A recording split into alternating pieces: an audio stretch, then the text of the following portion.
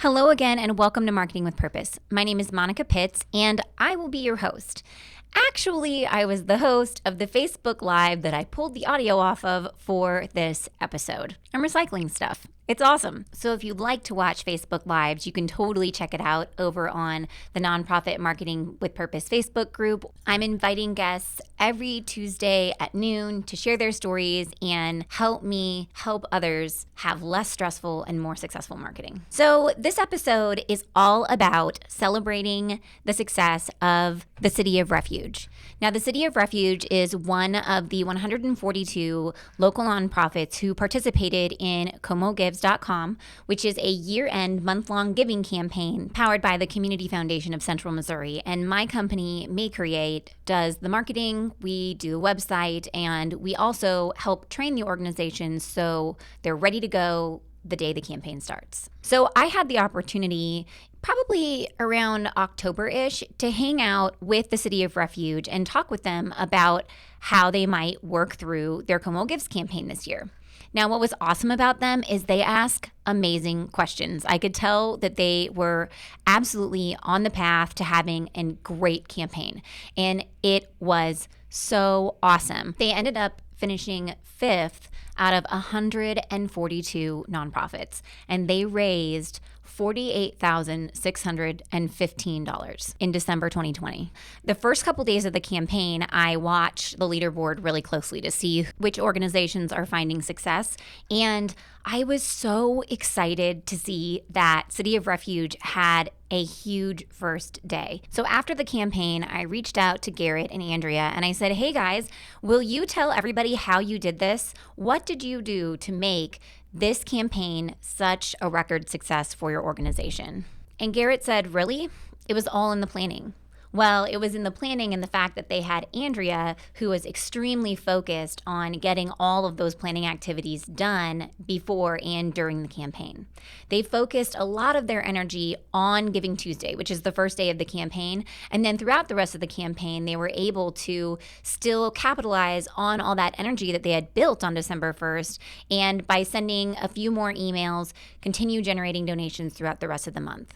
Now, they definitely have some lessons learned for us. They're going to explain how they planned their campaign and decided what to do. This was a different year for them. They decided to gamble and go outside their comfort zone and try some new activities that they hadn't done before. And they came away from the campaign really just feeling like they could talk about their organization more to their supporters and to people who didn't know about them. Like now they feel more empowered to share their message and generate awareness for their organization, whereas before they felt like they might just be bothering people too much and like every single piece of content that they were publishing needed to be absolutely picture perfect and polished before it went out, and it was holding them back on their journey to marketing success. Now, Andrea will reference a couple things that she downloaded from maycreate.com, and you can download those things for free too in our nonprofit resources section. Click on nonprofit, then resources, and all of the free resources are available for you to download. So hop on over there and get that and the show notes for this episode. So it is my pleasure to introduce you to the City of Refuge located in Columbia, Missouri, and Garrett and Andrea. You're going to love them. They're super smart. Now let's get to business. You're on a mission and you just need more people to know about it. And whether you're brand new to marketing or a seasoned pro, we are all looking for answers to make marketing decisions with purpose. I'm Monica Pitts, a techie, crafty business owner, mom, and aerial dancer who solves communication challenges through technology. This podcast is all about digging in and going digital. I'll share my marketing know-how and business experience from almost 20 years of misadventures. I'll be your backup dancer so you can stop doubting and get moving towards marketing with purpose. So when I talked to Garrett, he told me the thing that went so well with this year's Como Gives is that you guys did you had a day zero, right? Is what he called it. Like there was so much planning that went on that when you guys kicked off the campaign at the beginning, it was just like awesome sauce, right? Yeah. I want to hear all about it. So first, why don't you tell me about your organization and your roles there? How does that sound? Yeah, that sounds great. My name is Garrett Pearson. I'm the director over here at City of Refuge. And Andrea? Yeah, I'm the office coordinator at City of Refuge. Yeah, and City of Refuge, we're a nonprofit here in mid-Missouri focusing on helping refugees recover and regain control of their lives. And so if you haven't heard of us, we do basic need programs, professional development services, counseling, a whole lot of different services to help these families that are new to our community navigate their new lives. So is this your first year of doing Como Gives? No, so we've been a part of Como Gives for a few years now. It certainly was one of the biggest Como Gives that we've had, though. So what was different about this year than previous years? Other than the fact that you guys had an amazing first day and that it raised $1.6 million for our local nonprofits, because that was just nuts. But yes.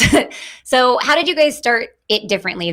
I think for the biggest thing that happened was having Andrea come onto our team and really the whole day zero, which is not necessarily a single day, but rather all the time before Como Gives leading up. This was the first year we intentionally put a lot of time in preparing for Como Gives, preparing for day one, preparing for all the different things that could happen. So how did you guys get started with your planning?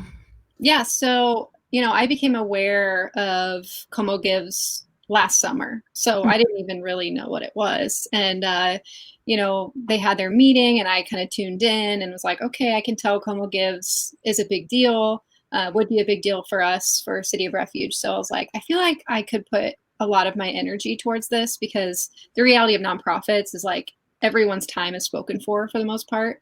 But with me being new, I've had more time to think ahead and think about campaigns and online presence and all that. So I just did a lot of connecting to different resources of like how to learn, because I've never really done this before. So honestly, May Create, I kind of saw your content and was like, all right, I'm just going to like follow this and hope it works. Yay! Yeah, so it kind of started maybe in October, I think, where I started watching stuff, reading stuff, and just I printed out the plan for Como Gives, and I just started filling it out and creating content, and that's kind of how it happened.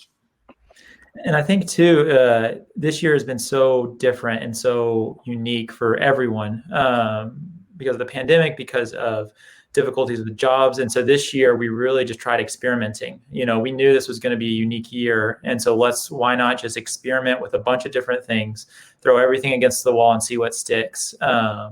And it really gave us room to be creative, and things that we tried and things that kind of made us uncomfortable is like, this is not something we normally do, but let's try it and see if it works. And oh, wow, it worked. And so now we can add that to our marketing plan. We can add that to our donor plan. And so this year, for all its valleys and downhill themes, really just gave us an opportunity to try new things. So what are some of the new things that you decided to try then? So we sent letters in the mail, which I think we've done at some point in the past, but it hasn't been a regular thing. So I think you talked about like that can be a really great rate of return. So I was like, all right, what are the addresses we have? Let's print something and send it and see how that goes. Then we drafted a lot more emails than normal. So a lot on Giving Tuesday, and then a few updates throughout the month, and then more at the end. And then we wrote a ton of posts for especially Giving Tuesday. So you were like, post every hour. So I was like, okay. So we did one, we went live once on Giving Tuesday. I think that helped. And then I was like, all right, let's see if I can get like 5 peer-to-peer campaigns. Well, we got 1. And I was like, okay, that's somewhere to start. So we also had 1 peer-to-peer, which was kind of just like a little peek into what that could be like in the future. Yeah. Go ahead. Oh, and I was just going to add, I think we better identified who our supporters are. I think in years past, we have the people who have always committed to give, who this year we're already planning to give. And so let's talk to them about how that can help us strategically get more people to support us. And we had people who, were likely going to give, they weren't sure yet. So how can we communicate to them? And then we have people who probably never heard of us. And so what can we do for individuals and families and communities and businesses who this is their first time hearing City of Refuge? What are all the obstacles we can remove for them to learn more about us and to give? And so a lot of just, I think, removing obstacles and trying new things so that, all these different audiences can learn about our organization and how they can support our mission. Now, are there things that you did this year that you will absolutely do again next year? Yeah, I think that the planning ahead of time was key. So just drafting the emails, creating posts. One of the biggest things for our posts that work the best is sharing our stories of refugee families, because people just want to know what we're doing so that they know where their money's going. And so just continuing to gather those stories as much as we can and get those posts made. So yeah, I think we'll pretty much do everything we did this year and just try to do a little more. Yeah, I'd agree with that. There were so many stories, and I think looking back throughout the year and seeing what has been successful, seeing what people like to hear, which were the stories, the family stories, or staff highlights, or really just the day-to-day photos that don't necessarily produce a lot of fundraising or needs. Seeing what works throughout the year for these different audiences is something that we want to continue to look at and grow. And I agree. I think that day one was the biggest thing we want to focus on again next year, and hopefully grow some of the other areas. Yeah, if you can kick off the campaign, well, and next year, I don't know that it'll kick off on Giving Tuesday. So that's always an interesting one too, because then I find that the donations are actually divided between the first day and Giving Tuesday. Our Giving Tuesday usually isn't quite as big if the campaign doesn't kick off on Giving Tuesday. So depending upon when it falls, that can kind of deviate when people give at the beginning of the campaign. But either way, it's amazing to see what that day does, for all of the nonprofits, really. So for your posts, did you guys did you schedule them ahead of time? Did you use a software to do that, or did you just do it in a document? Tell me about how that went. Yeah, so I would begin the process by just creating the content and then putting it in a Google Doc. And then he would kind of look it over, maybe change a few things. And then from there, I would post them to Business Suite through Facebook. So it'll post to both Instagram and Facebook at the same time. And so most of them we were able to schedule ahead of time. But, for updates and stuff like how we're doing, it's midday of Giving Tuesday, then we would go in and manually just post those throughout the day. Yeah, we usually have ours created, sitting there, fill in the blank. Go. Yeah. And then I always have a moment the day before they're supposed to publish where I kind of freak out because I'm afraid I forgot to do it. I totally did that with the last email that we sent out for Como Gives, the final wrap up thank you email. And I was like, it's the second. Did we send the email? When's the email supposed to send? And it was in there, it had the date on it. It had been written. Right. And I just had a moment because you can't send the final thank you email until you know how much happened, during the campaign. Yeah. So then are there things that you wouldn't do again, or things that you might do a little bit differently to ease the flow? Yeah, for me, December is such an interesting time. And I knew Giving Tuesday was so huge. So I put pretty much all of my eggs in the Giving Tuesday basket for the most part, except for a few emails and stuff. And I was like, oh, I've got the rest of the month to kind of plan the end of the month. But then I realized the holidays don't really allow for a ton of content creation time. So yeah, it kind of dropped off towards the end. And, we got a few things out there, but for the most part, I was like, okay, note to self, next year, I have to plan the whole month ahead of time. Mm-hmm. And so, it's just interesting because in October, I'm like, man, what am I going to have to do? I'm so early.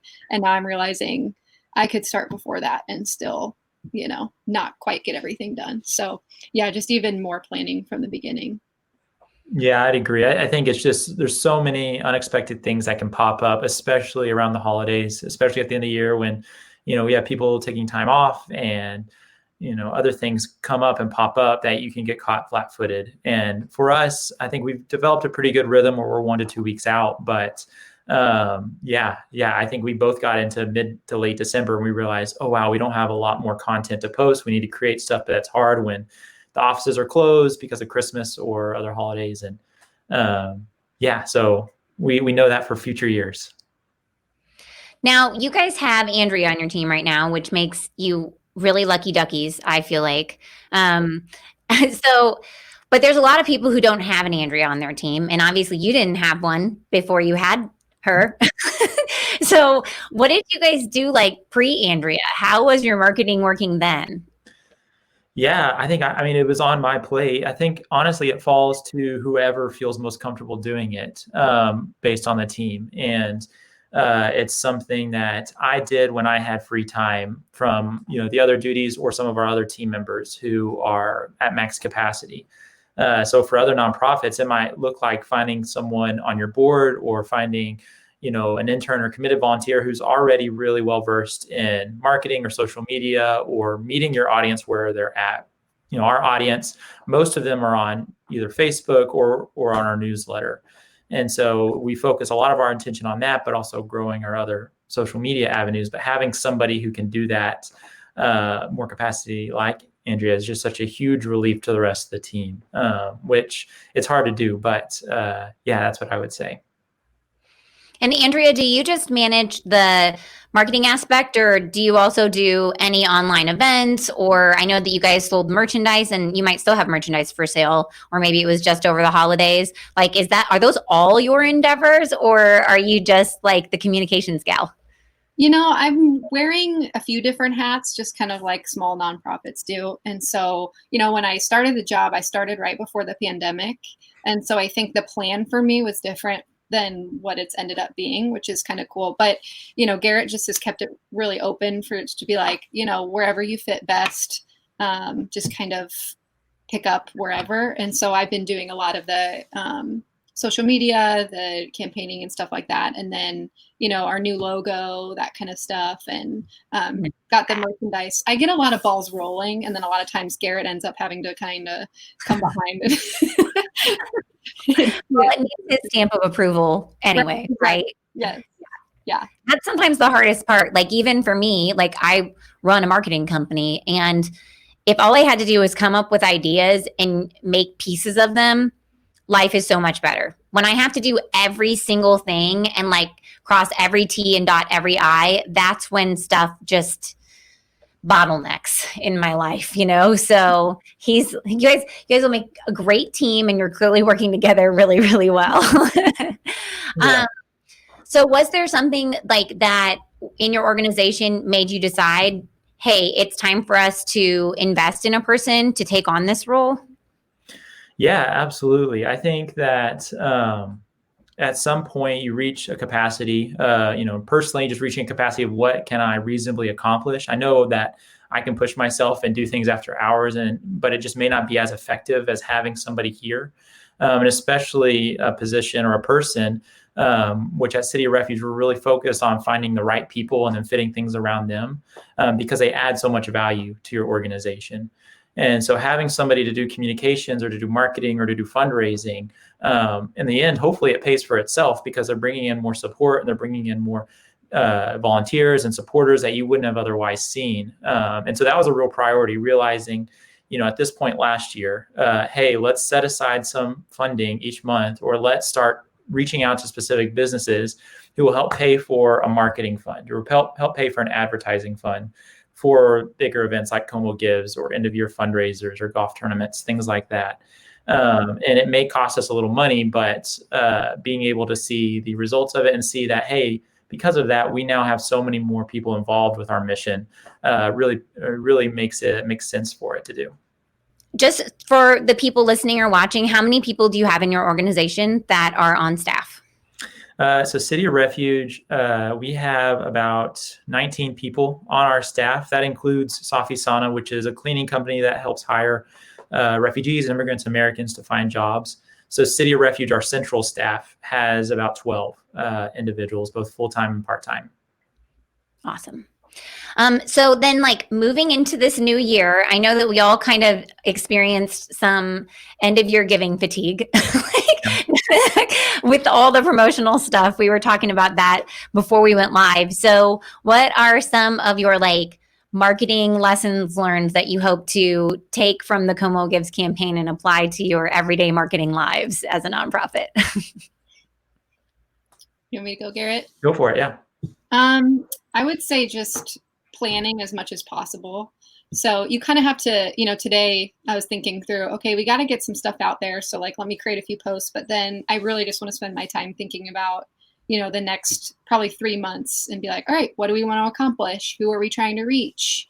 All that kind of stuff instead of just going, without, which, is good too, if that's all you can accomplish, but it really is nice to be able to look ahead. And I think something else is we've always been a little bit slow to post a lot, and because we don't want to be annoying, but I think we've realized whether it comes to Facebook or emails, like the people who love City of Refuge want to see it, and the people who don't will just unfollow or unsubscribe, and that's okay. And in the long run, we're going to end up gaining more people than we lose. And so I think that's a takeaway for me.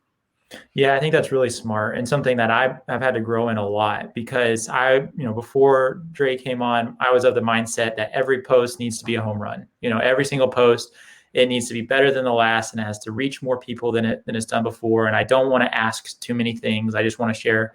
And I think that put a lot of pressure. That put a lot of pressure on me, and maybe even on other people doing our social media, that it has to be perfect. And life is messy. I think nonprofits are messy, and helping people is messy. And so seeing the stories and seeing how we can try new things has definitely given me a new perspective on how we can share this mission with people all around. And I think the other thing that I've learned that I want to keep taking to this coming year is just our organizational awareness, and putting a lot of our energy and just, getting our name out there, getting our mission out there, and building bridges, and not necessarily making asks right now, but just saying, hey, here's who we are, here's how you can get involved, and building those connections so that down the road, when needs do pop up, we then have sort of a network that we can go to and ask for. Absolutely. And I didn't understand 100% how people saw their social media until I was sitting in a client meeting, and the client said, ad, over and over again, ad. Well, we'll just put this ad up on this day. And I was like, they're talking about their social media posts. Like, they feel like each social media post that they make is an advertisement. And I always tell people to take a step back, because each social media post you make is not your wedding day. It's like a happy hour, right? And so you can show up how you are, and it's okay. And sometimes we have spelling errors, and that's never what you want. But if you do, people are good and forgiving, and they do, they will follow you. And especially since, man, not very many people see a lot of the social posts that you make. So it makes sense to make a few. And I do have people say, aren't I just going to wear them out? And I tell them, you know what?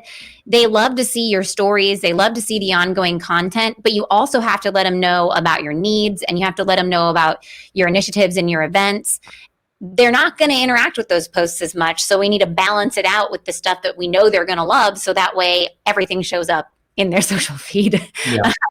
And so it's kind of a weird way to think about it, but I'm like, no, I mean, if you want that event to show up for them, you got to show them the pretty stories and the happy smiling faces too, because that's what makes them get engaged. So you guys are definitely on the right track. It's exciting. So do you guys have, tell people how they can get involved. So if they want to get involved with City of Refuge, what would they do? How would they contact you? Yeah, they can go to our website at cityofrefugecolumbia.org, and there's a contact us form. There's also all our email addresses and phone numbers. They can connect with us on Facebook, reach out through messaging, really anywhere. And I'm sure we can include our email addresses in the post of this Facebook Live or on the podcast somewhere. But we're always looking for people to join in our mission and support what we're doing by volunteering or donating, but also other nonprofits or other people who are looking to learn. I think one of the things we value highly is transparency, and also partnerships and working with other organizations, because I think if we're all better, we can help this community in really large ways. And so we're always happy to talk and learn and grow and collaborate. And are there any types of volunteers that you're looking for right now, or any needs that you have specifically right now that we can tell people? Yeah, so we have right now needs. We're looking for what we call basic need items, items such as shampoo and soap and diapers, rice for our families.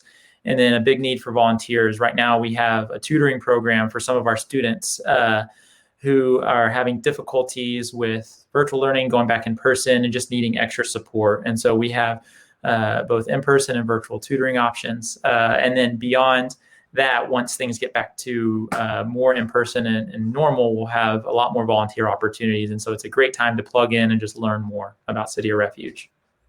Now, I know that a lot of people are engaged in like this annual cleaning activity. Are you guys still accepting donations of things like my girlfriend, my running partner said they brought a whole trailer out and I filled it up with furniture and toys and kids' clothes. And I was like, wow, that was pretty amazing.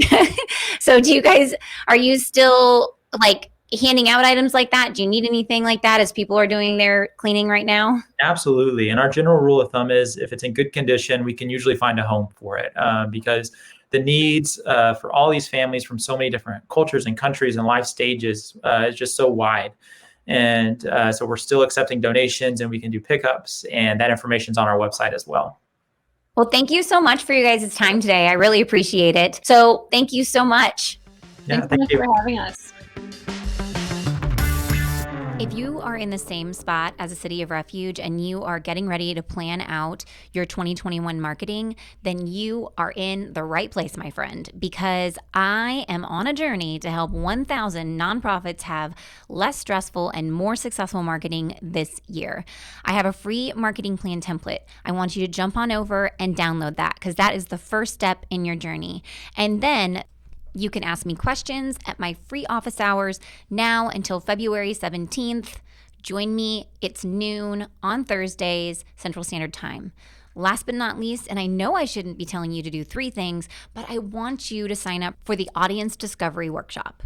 It is a workshop. I am not just giving you a presentation where we are going to discover your audience and document them so that way you can build relationships and build awareness for your organization, know what to say in your marketing. This is the first step to success, my friends. Every great marketing plan starts with really understanding who you're talking to, and we are going to figure that out together for free. So hop on over to makecreate.com and sign up, download, and plan your 2021 marketing, because you can be one of my 1,000 nonprofits who have less stressful, more successful marketing this year. You can start marketing with purpose.